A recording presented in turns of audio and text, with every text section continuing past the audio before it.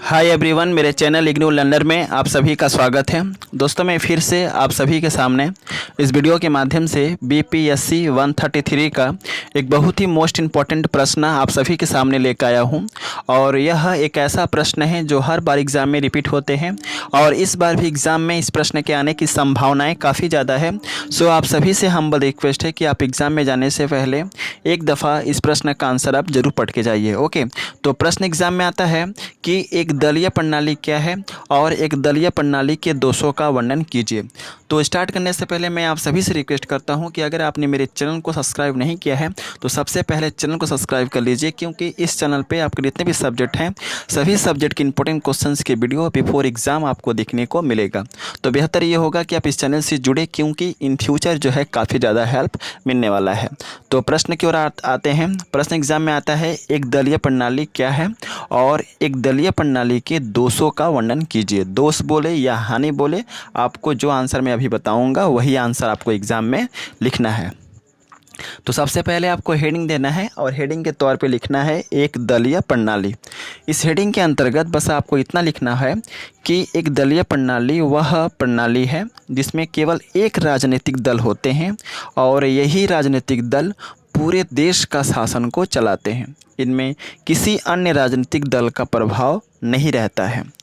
चीन, रूस, सोवियत संघ आदि देशों में इस तरह की राजनीतिक प्रणाली को हम देख सकते हैं, जहां एक तरफ एक दलीय प्रणाली देश के लिए लाभकारी होता है, वहीं दूसरी तरफ एक दलीय प्रणाली में विभिन्न अवगुण भी पाए जाते हैं। तो क्या समझे, एक दलीय प्रणाली जो है वह प्रणाली होता है जिसमें केवल एक राजनीतिक दल होते हैं, केवल वो एक पार्टी होता है।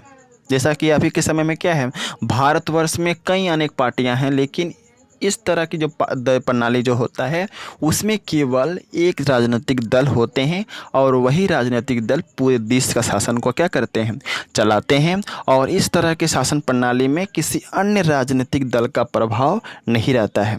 और इस तरह की शासन प्रणाली को हम कहाँ कहाँ देखते हैं, चीन में, रूस में, सोवियत संघ में। समझ गए। और जहाँ एक तरफ इस तरह की शासन प्रणाली का लाभ होता है वहीं इसका हानि भी होता है, इसमें कुछ खामियां, कुछ दोष भी पाए जाते हैं। तब आपको इसके बाद आपको पैराग्राफ चेंज करके लिखना होगा। एक दलीय प्रणाली के दोषों को निम्नलिखित संदर्भ में व्याख्या कर सकते हैं जो इस प्रकार है। समझ गए। अब हम इनके दोषों को हेडिंग वाइज या पॉइंट वाइज करके लिखेंगे, तभी एग्जामिनर जो है आपको अच्छा नंबर देगा। मैं बार बार आप सभी को कहता हूँ कि सभी प्रश्नों का आंसर जो है हेडिंग वाइज लिख करके आइए, पॉइंट वाइज लिख करके आइए, अन्यथा इग्नू में नंबर नहीं मिलता है। समझ गए। तो प्रत्येक प्रश्न का आंसर आप हेडिंग या पॉइंट वाइज लिखने का प्रयास कीजिए। समझ गए। तो सबसे पहला हेडिंग देना है उचित प्रतिनिधित्व का ना मिलना।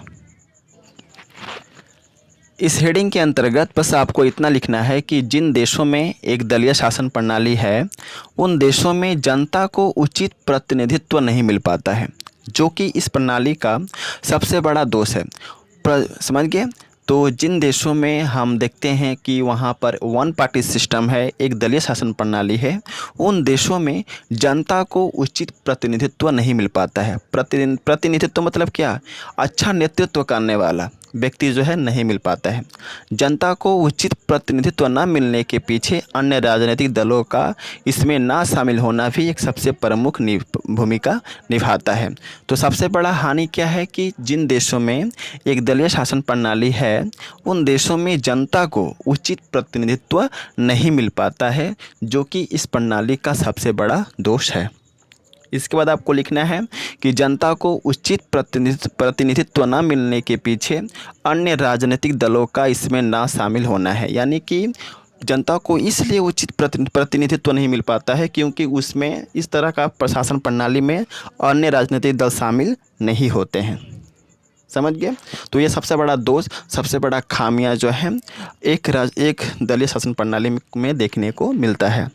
दूसरा हेडिंग देंगे व्यक्तिगत स्वतंत्रता पर प्रतिबंध। इस हेडिंग के अंतर्गत बस आपको इतना लिखना है कि इस तरह की शासन प्रणाली में देश की जनता को व्यक्तिगत स्वतंत्रता पर प्रतिबंध लगा दिया जाता है। देश की जनता अपने अधिकारों के लिए मांग करने में सरकार से डरती है। तो सबसे बड़ा ये खामी है, सबसे बड़ा दोष पाया जाता है एक दलीय शासन प्रणाली में कि इसमें व्यक्तिगत स्वतंत्रता पर प्रतिबंध लगा होता है। इसमें इस तरह का शासन प्रणाली जहाँ लागू है वहाँ की जनता जो है अपने जो व्यक्तिगत अधिकार उनको मिलना चाहिए वह नहीं मिल पाता है, क्योंकि वे डरते हैं। अपने व्यक्तिगत अधिकार के लिए वे सरकार से मांग नहीं करते हैं। तो कहीं ना कहीं ये एक सबसे बड़ा दोष एक दलीय राजनीतिक प्रणाली में देखने को मिलता है।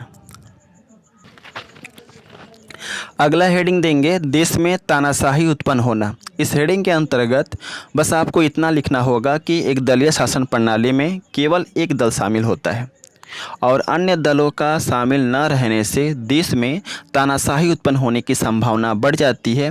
एक दलीय प्रणाली का यह सबसे बड़ा कमी है। तो जैसा कि मैंने पहले आप सभी को बताते आ रहा हूँ कि जहाँ एक दलीय शासन प्रणाली है वहाँ पर केवल एक दल होते हैं और अन्य दल का इसमें कोई प्रभाव नहीं रहता है, कोई भी अन्य दल इसमें शामिल नहीं होते हैं। इसलिए जिस दल का शासन रहता है यहाँ पे वे दल जो है अपने मनमानी करते हैं, अपने मनचाहे तरीके से शासन प्रणाली को चलाते हैं। इसलिए उस देश में जहाँ एक दलीय शासन प्रणाली लागू है वहाँ तानाशाही की स्थिति उत्पन्न होने की संभावना बनी रहती है। जैसे कि उत्तर कोरिया में हम देखते हैं कि किम जोंग का जो शासन है वह तानाशाही जैसा शासन है। तो इस तरह का शासन जो है उत्पन्न होता है कहाँ पर, जहाँ पर एक दलीय शासन प्रणाली है वहाँ पर तानाशाही उत्पन्न होने की संभावना सबसे बड़ी रहती है। अगला हेडिंग है आतंकवाद की संभावना। इस हेडिंग के अंतर्गत बस आपको इतना लिखना होगा कि एक दलीय प्रणाली जिन देशों में लागू होती है उन देशों में आतंकवादी को बढ़ावा मिलता है और देश में आतंकवाद बढ़ने से अपराध भी ज़्यादा होते हैं। तो कहीं ना कहीं आतंकवाद की जो संभावना है वह ज़्यादा रहती है। कहाँ पर, जिन देशों में एक दलीय शासन प्रणाली लागू है वहाँ पर आतंकवाद बढ़ने का ज़्यादा भय रहता है और अपराध होने का भी भय जो है काफ़ी ज़्यादा रहता है। अगला हेडिंग है राजनीतिक शिक्षा का अभाव। इस हेडिंग के अंतर्गत आपको इतना लिखना है कि जिन देशों में एक दलीय शासन प्रणाली है उन देशों में राजनीतिक शिक्षा का अभाव होता है।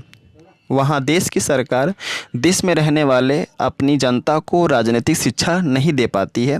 एक दलीय प्रणाली का ये सबसे बड़ा कमी है। तो कहीं ना कहीं हम ये देखते हैं कि जिन देशों में एक दलीय शासन प्रणाली है वहाँ पर राजनीतिक शिक्षा का अभाव रहता है। समझ गया ना।